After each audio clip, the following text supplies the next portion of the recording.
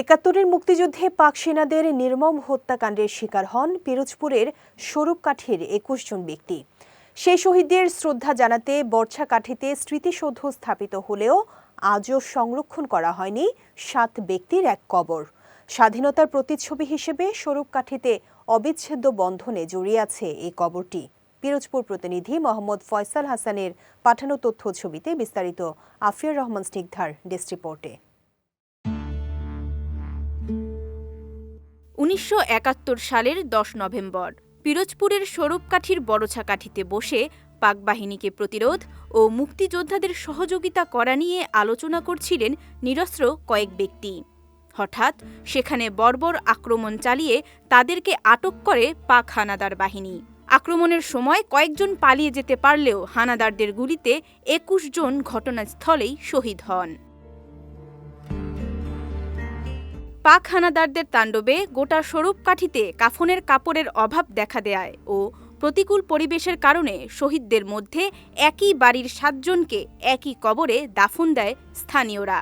বড়ছাকাঠি গ্রামে এক কবরে চিরনিদ্রায় শায়িত হন সেই ৭ শহীদরা।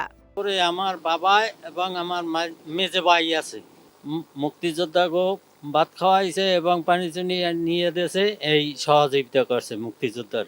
আর্মিরা এই জন্যই মারছে। আমি ছিলাম ইন্ডিয়ায়, তবে আমি ইন্ডিয়া থেকে এসে শুনছি যে বর্ষাকাঠিতে যখন ৭১-এ হানাদার বাহিনীরা প্রবেশ করছে এবং অনেক লোক মেরেছে, তার মধ্যে ৭ ব্যক্তিকে একত্রে মারা হয়েছে এবং তাদেরকে একত্রেই ওই কবরে দাফন করা হয়েছে। এক দড়িতে বেঁধে পাক সেনারা তাকে সবাইকে গুলি করে মেরে ফেলেছে। স্বাধীনতা যুদ্ধের ভয়াবহতার স্মৃতি আজও বহন করে চলেছে ৭ ব্যক্তির এক কবর। তবে নদী তীরবর্তী হওয়ায় ভাঙনে বর্তমানে কবরটি নদীগর্ভে বিলীন হওয়ার আশঙ্কা দেখা দিয়েছে।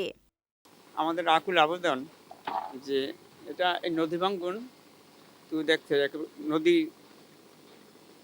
আমরা পারিবারিক হিসাবে এবং কিছু সরকারি অনুদান পাইছি, তা দিয়ে তোমার যে এরকম চেষ্টা করে আসছি যাতে সংরক্ষণ করা যায়। কিন্তু এখন যদি সরকার যদি সেরকম একটা উদ্যোগ না নেয় তাহলে অচিরেইটা বিলীন হবার সম্ভাবনা আছে। ব্যক্তির এক কবরের ভাঙন রোধে সরকারের কাছে আবেদন, সরকার কিছু একটা ব্যবস্থা নেয় এই ভাঙন রোধে।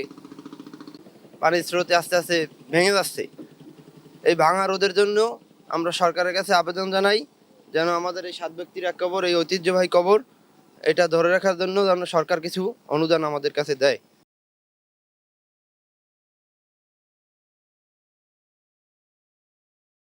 স্বাধীনতার ৫৪ বছর পরও ৭ ব্যক্তির এক কবর পরিপূর্ণভাবে সংরক্ষণ করা হয়নি। ৭১-এর সেই দিনের ভয়াবহতা ও মুক্তিযুদ্ধের প্রতিচ্ছবি রক্ষায় সরকার এগিয়ে আসবে, এমনটাই প্রত্যাশা বড়ছাকাঠিবাসীর। বিজয় টিভি নিউজ ডেস্ক।